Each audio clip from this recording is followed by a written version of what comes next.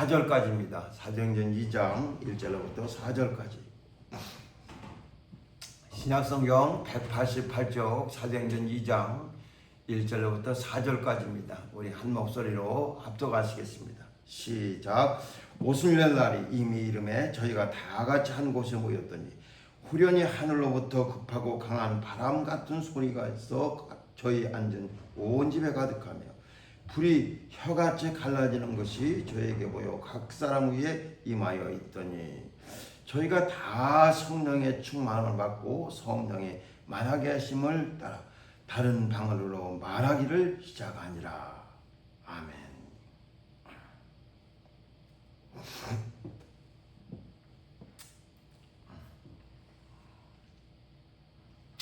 하나님은 우리를 구원하시는 구원자십니다. 성경은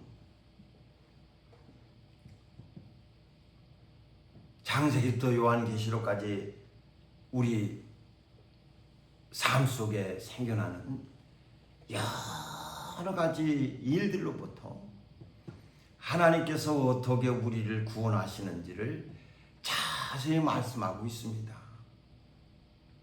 하나님은 우리에게서 멀리 떠나 계신 분이 아니라 우리와 아주 밀접하신 분인 것을 처음부터 가르쳐주고 있습니다. 우리가 하나님이 눈에 보이지 않는다고 해서 하나님을 무시해서는 안 됩니다. 하나님이 눈에 보이지 않는다고 해서 하나님이 중요치 않다고 생각해서도 안 됩니다. 우리와 하나님 간에는 아주 뗄래야 뗄 수 없는 그런 관심을 가지고 있어요. 성경 139편에 보면은 다윗은 얘기하기를 하나님이 나를 지으신 것이 정말 신명막직하다. 그 자체가 아주 신기한 일이라는 거예요. 나를 모태에서부터 나를 키우셨다. 사람이 정자와 난자가 만나가지고 한 생명을 이루게 되면은 거기서부터 이제 시간 지나면서 이 척추가 생겨나고 척추를 따라서 또 신경세포가 생겨나기 시작해서 그것이 온 몸에 퍼져나가면서 그 안에서 자라기를 시작합니다.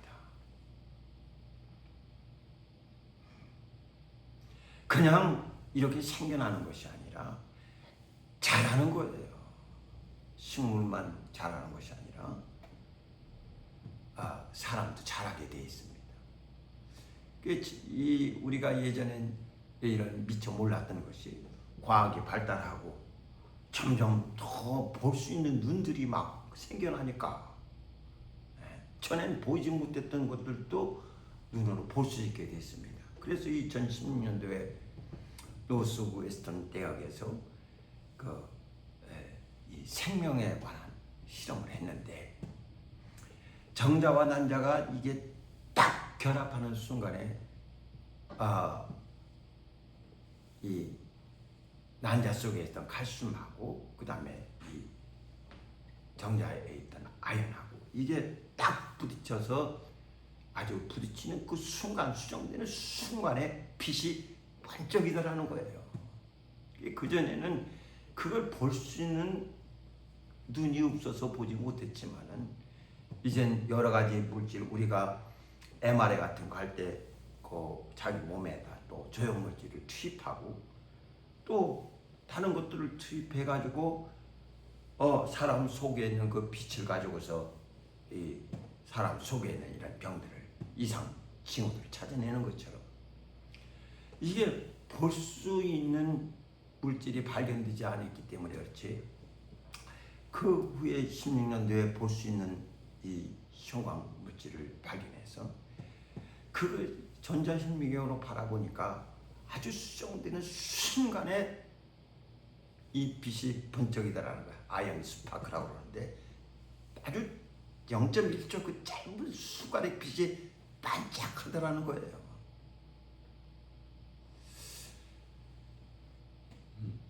아주 놀라운 발견입니다.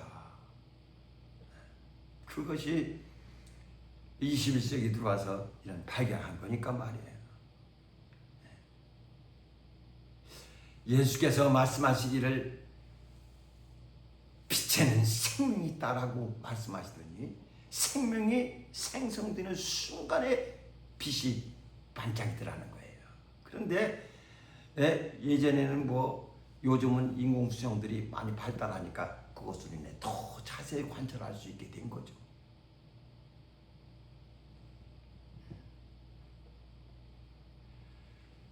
그걸 계속 조사를 해보니까 그 0.1초 정자와 난자가 결합해서 생명이 딱 이 생성되는 순간에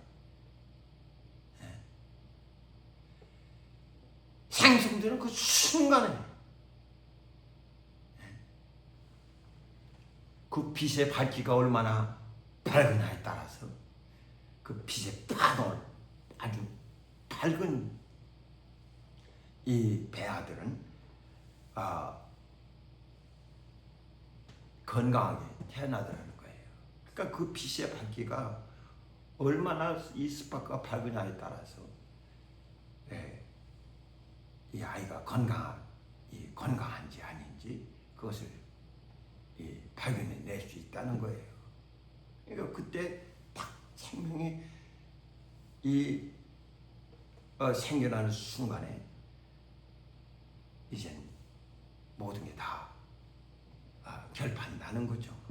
그때부터 움직이기 시작해가지고 이젠 척추가 자라나서 중심을 잡은 다음에 자라기 시작합니다. 그게 얼마나 신기한 일입니까? 그래서 하나님이 나를 지으시는 것이 참 신명망측하다. 내가 하나님을 떠나서 어디를 갈 수 있느냐? 바다 끝에 바다에 갈지라도 거기 계시고 낭떠러지에 있을지라도 거기 계시고 산에 갈지라도 거기 계시고 하나님을 떠나서는 아무것도 할 수 없는 존재라는 것을 그렇게 고백합니다. 정말 이 사람은 어떤 사람이기에 그렇게 눈에 보이지 아니하는 하나님을 자기 눈앞에 두고서 살아가느냐 하는 겁니다. 참 신기하잖아요. 사람들은 세상을 보는 눈은 발달되어 있어서 세상의 것들은 잘 구별합니다. 그러나 하나님을 볼 수 있는 눈이 없어요. 그러니까 주님이 바리새인들에게 너희는 본다고 하니까 소경이다 라고 얘기하니까 그들이 우리가 소경인가 이렇게 생각합니다. 눈이 있어서 본다고는 하는데 막상 봐야 될 것을 못 보는 거예요. 귀가 있어서 소리가 들리는데 막상 들어야 될 소리를 못 듣는 거예요. 이게 얼마나 불행합니까? 오늘 성경에도 성령이 강림하실 때 아주 요란합니다. 호련히 하늘로부터 급하고 강한 바람 같은 소리가 있어 저리 앉은 온 집에 가득하고 아주 급하고 강한 바람 같은 소리가 있어. 씩 하는 우리 바람 불 때 보면 막 씩 하고 이 바람 부는 것처럼 바람씩 휙 들려오지 않습니까? 그것이 온 집에 가득하더라. 그 다음에 불이 혀같이 갈라지는 것이 저희 위에 보여 각 사람 위에 임하여 있더니 아주 이게 스파크가 일어나듯이 불이 혀같이 갈라지는 것이 각 사람에게 임하더라는 거예요.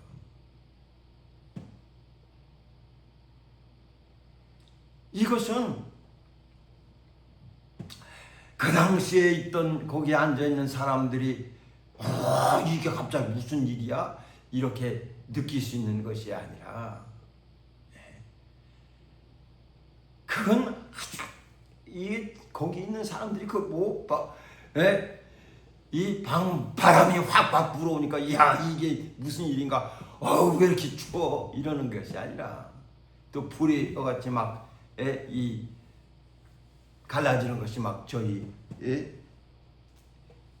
에게 보여 각 사람 위에 임하여 있더니 막 이렇게 불이어같이 갈라져서 각 사람이 임하는 것이 그들 앞에 나타나는데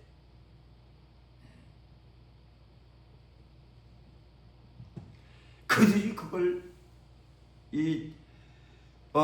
그 임하시는 광경을 그들이 봤다는 것보다는 그것이 영적으로 그렇게 생겨나는 현상입니다.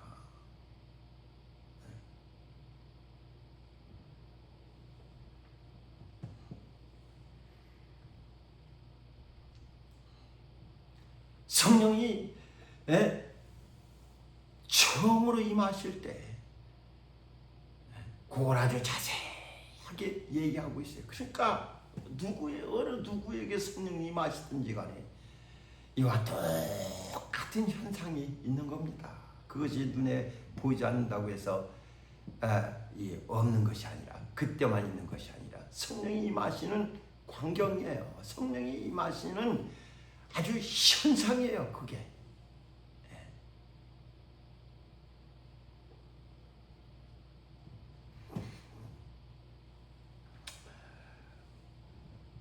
저희가 다 성령 충만함을 받고 성령의 말하심을 따라 다른 방언으로 말하기를 시작하니라 하고 있습니다. 다른 방언으로 말하기를 시작하니라. 이 사람은 이렇게 저 사람은 저렇게 성령의 말하심을 따라 다른 방언으로 말하기 시작하니라 하고 성경은 기록하고 있습니다. 예수께서 초림하실 때는 이스라엘 사람들은 그 소리를 많이 들었어요. 처녀에게서 난다, 베들레헴에서 난다, 이새 줄기에서 한 쌍이 난다 하는 이야기들을 많이 들었습니다. 그래 그들은 메시아가 오시면 모든 게 다 끝난다고 생각했어요. 메시아를 대망하면서 그들은 그 모질고 힘든 세월들을 견뎌나갔습니다. 메시아만 오시면 모든 게 다 회복될 것이다. 근데 이방인들은 그런 약속에 대해서는 문외한이에요. 약속에 대해서는 잘 듣지 못하는 겁니다. 약속에 대해서는 관심도 없고 알지도 못했습니다. 마침내 예수께서 세상에 오셨을 때 많은 사람들이 묻지 않습니까? 오실 이가 당신입니까? 우리가 다른 일을 기다려야 됩니까? 당신이 엘리야입니까? 하면서 그들은 진교 왜 엘리야가 먼저 와서 주의를 예비하고 그 다음에 엘리야의 심정으로 막 말라기서에 보면 와가지고 외친다고 하지 않습니까? 엘리야가 오고 그 다음에 그 뒤에 메시아가 온다고 했으니까 엘리야를 찾는 게 급선데 누가 엘리야냐?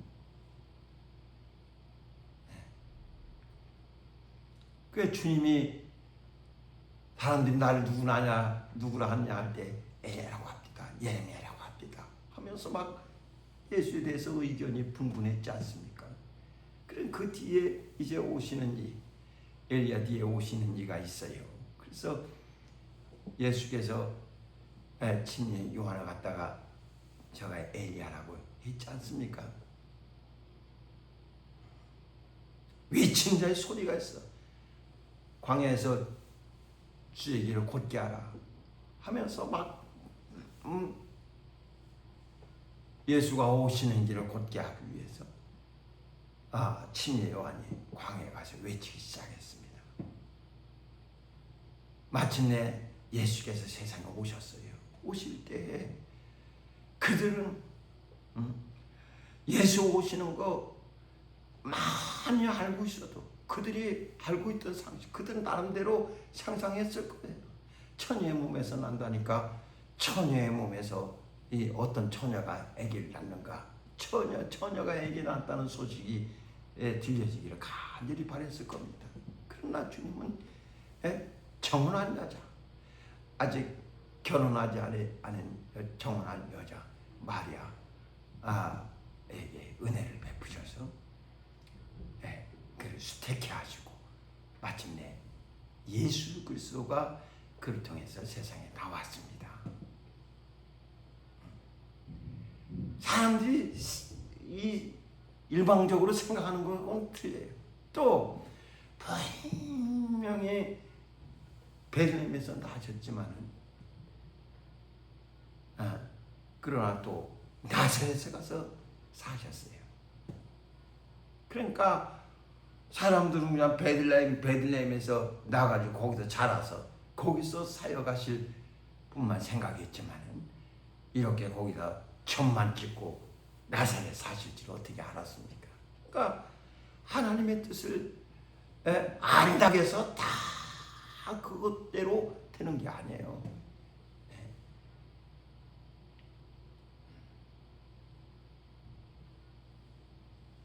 그래 동방에서 온 박사들이 갔을 때 헤롯이 물어보지 않습니까?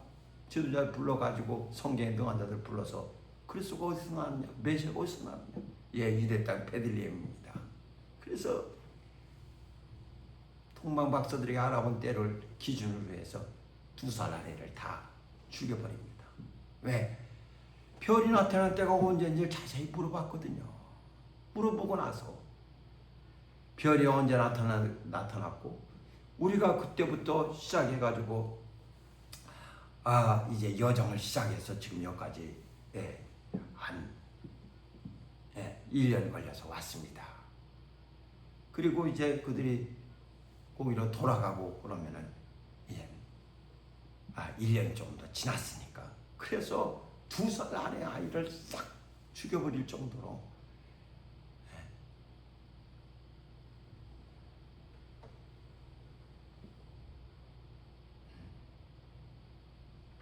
그렇지만은 주님은 이미 그 자리를 피했습니다. 나사렛에 가서 사셨습니다.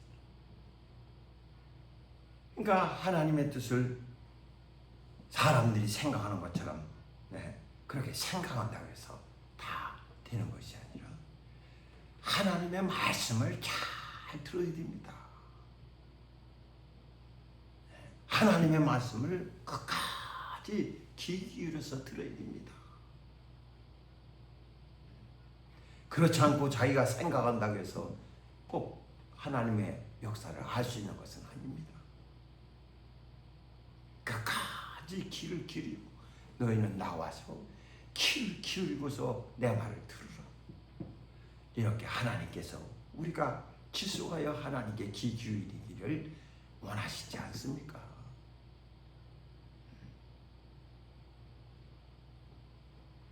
동방 박사들이나 별이 나타난 때를 보고서 이게 큰 징조가 있다는 걸 알고 그들이나 움직일 줄 알았지. 이방인들은 그것과 전혀 상관없는 일이었어요. 그러나 예수께서 요한복음 14장 16절에 그가 세상을 떠나시기 전에 내가 아버지께 구하여서 너에게 성령을 보내줄 것이다.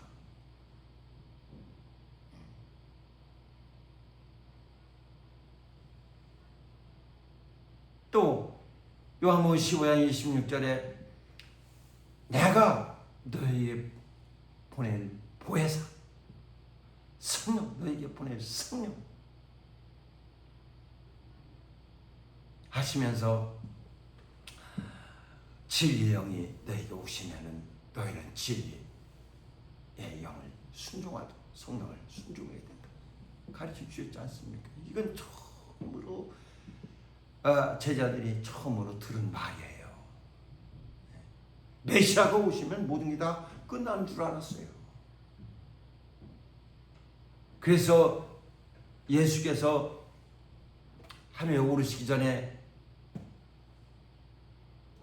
이스라엘 나라를 회복케 하심이 이때입니까? 라고 이렇게 물어볼 정도. 지금이 그때입니까? 이렇게 물어볼 정도. 예수를 인정하면 인정할수록 그들은 모든 정치적이나 사회적 여러 가지 일들이 다 끝난 줄 알았는데 그렇지 않으니까 예수께 물어보기까지 했습니다. 근데 드디어 성령이 임하시기 시작했어요. 예수께서 하늘 보좌에 가시면 내가 가면은 너에게 성령을 보내주시겠다 하시더니 마침내 성령이 오셨습니다. 성령이 오시고 난 다음에 막 각각 다른 방언으로 성령의 말하심을 따라 방언을 말하기 시작하니까 신기한 일들이 생겨나는데 천하의 사람들이 오순절에 모였다가 자기들 난 곳, 자기들이 있던 곳, 그 소리로 하나님 높이는 소리를 듣기 시작하는 거예요. 경건한 유대인들이 천하에서 몰려들었는데 자기들 난 곳에 있는 언어로 하나님 높이는 소리를 처음으로 그들이 들었습니다. 그래서 여기 성경 보면은 11절 보면은 그레데인과 하라비아인들이라 우리가 다 우리의 각 방언으로 하나님의 큰 일을 말함을 듣는도다. 다 놀라 서로 의욕하여 서로 가로되 다 놀라며 의욕하여 서로 가로되 이 멋진 일이냐 하며 사람들이 하나님의 큰 일을 말하는 것을 그들이 듣고 나서 도대체 이게 어쩐 일이냐 어떻게 된 일이냐 하면서 그들이 깜짝 놀랐습니다. 이게 어떻게 되냐. 그때 베드로가 그들 앞에 서서 얘기하기를 이 현상에 대해서 지금 설명을 해줍니다. 요엘 선지자가 얘기하기를 말세 내가 남종과 여종에게 내 영을 부어줄 것이다. 내 영을 부어주면은 막 젊은이들은 환상을 보며 늙은이들은 꿈을 꾸게 될 것이다 라고 얘기하면서 너희는 크고 두려운 날이 이르기 전에 해가 어두워지기 전에 빛을 잃기 전에 여기 뒤에 보면 쭉 얘기가 나오지 않습니까? 내가 위로 하늘에서는 기사와 2장 19절 보면 아래로 땅에서는 징조를 베풀리니 곧 피와 불과 연기로다. 주의 크고 영화로운 날이 이르기 전에 해가 변하여 어두워지고 달이 변하여 피가 되리라. 누구든지 주의 이름을 부르는 자는 구원을 얻을 것이다. 막 여기서 이게 더 이상의 기회는 없어요. 성령이 오셔서 막 이제는 들리지 않던 하나님의 큰 일을 말하는 것을 모든 자들이 들을 수 있게 됐습니다. 들을 수 있게 된 건 좋은데 이제는 그 뒤에는 크고 영화로운 날이 이르기 시작합니다. 해가 변하고 어두워지고 달이 변하여 피가 되고 이런 현상들이 생겨나기 시작하기 전에 주의 이름을 부르지 않으면 이제는 더 이상 방법이 없다는 것을 가르쳐주고 있는 거예요. 우리가 씨를 뿌려서 거기서 싹을 얻은 다음에 그 다음에 꽃이 피고 거기서 열매를 맺습니다. 열매가 맺으면 열매 맺는 것은 굉장히 보기 좋아요. 우리 어렸을 때 이 논길을 많이 걸어 다녔거든요. 논길을 많이 걸어 다니다 보면은 아침에 학교를 가다 보면 벼가 이렇게 뚝 위로 올라와 있어가지고 그래서 옷 입고 하더라도 거기 아침에 이슬이 나와 있으니까 그 이슬 때문에 옷이 밑에가 다 버려요. 옛날엔 또 신는 것도 지금처럼 뭐 좋은 신 신는 것도 아니고 이 고무신 신었으니까 고무신 신고 다녔으니까요. 아주 이게 가면 기분이 아주 썩 좋지 않죠. 일단 축축한 느낌이 드니까 기분 좋지 않죠. 그 정도로 이제 곡식 이거 가지고 이제 무거워서 땅에 탁 고개를 들이밀고 있습니다. 곡식 부는 건 좋은데 이제 추수하면은 더 이상 추수밖에 없어요. 더 이상 기회가 없어. 그래서 막 이 곡식을 베어가지고 추수해서 그 다음에 이제 하는 일은 골라내는 일이에요. 알곡과 쭉정이를 골라내는 겁니다. 더 이상 없어요. 더 이상 기회가 없어요.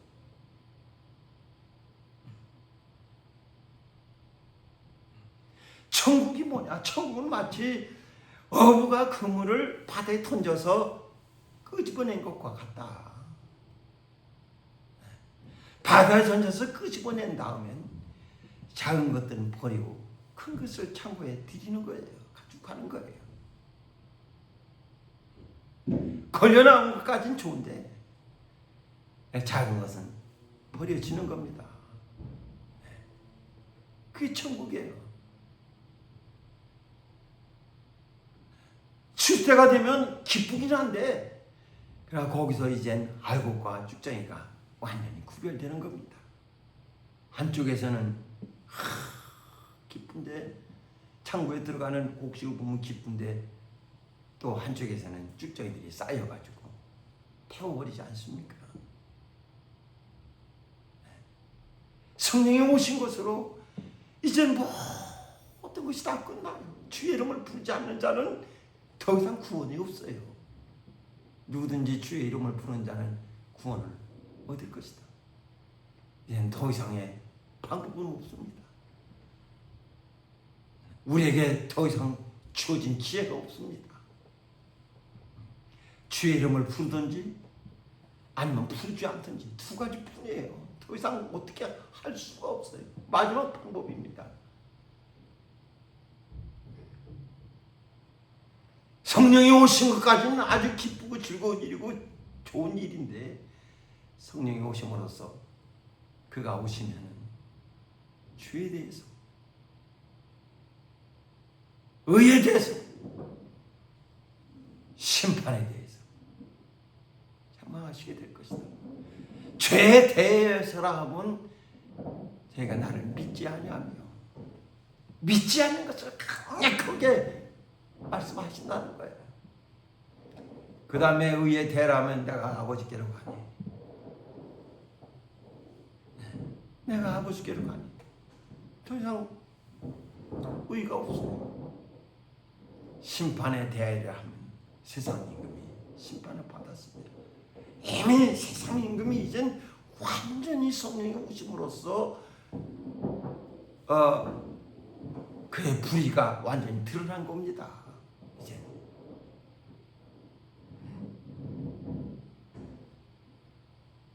그가 무슨 일을 했는지를 아주 백백하게 드러낸 겁니다. 완전히 드러냈어요. 성령이 오심으로써 모든 것이 이제 끝났습니다. 심판에 대하라면 이런 마귀가 완전히 세상 임금이 심판을 받았습니다. 모든 게 다 이제 완전히 그간의 하나님의 모든 역사들이 다 마무리되는 겁니다. 사랑 여러분, 정말 우리는 하나님의 징조를 잘 알아야 돼요. 그래서 요엘 선지자가 얘기하기를 여기 이제 내가 내 영을 각 사람에게 부어줄 때는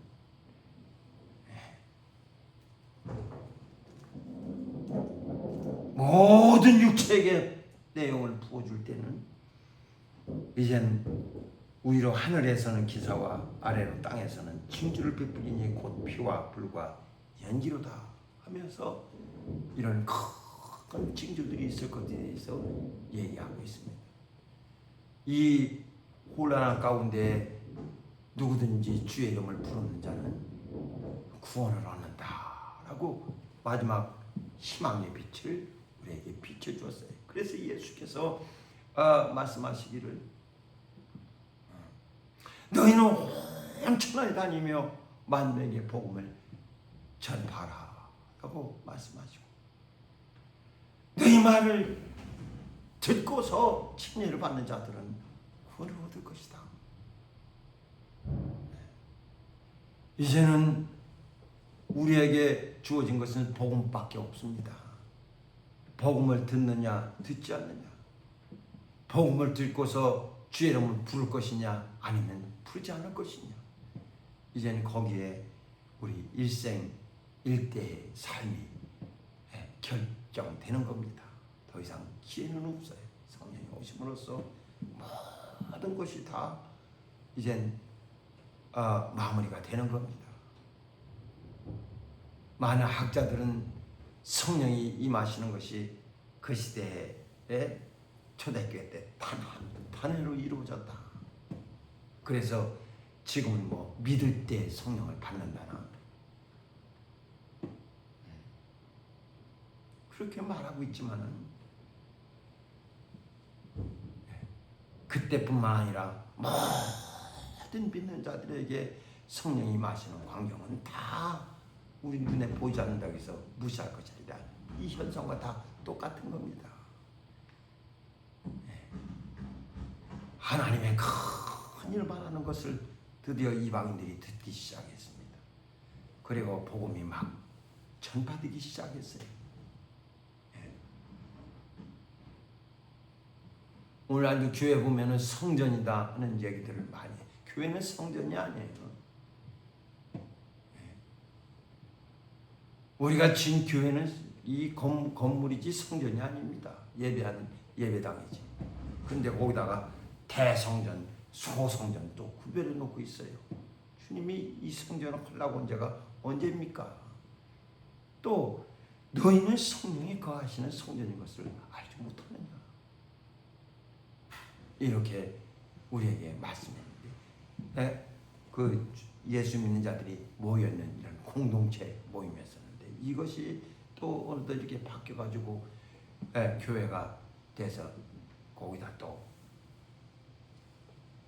예배당을 짓고 이렇게 하다 보니까 이것이 또 많이 퇴색돼가지고 또 한편 어려움도 많죠. 예수 믿는 자들이 모여서 예배하는 것까지는 좋은데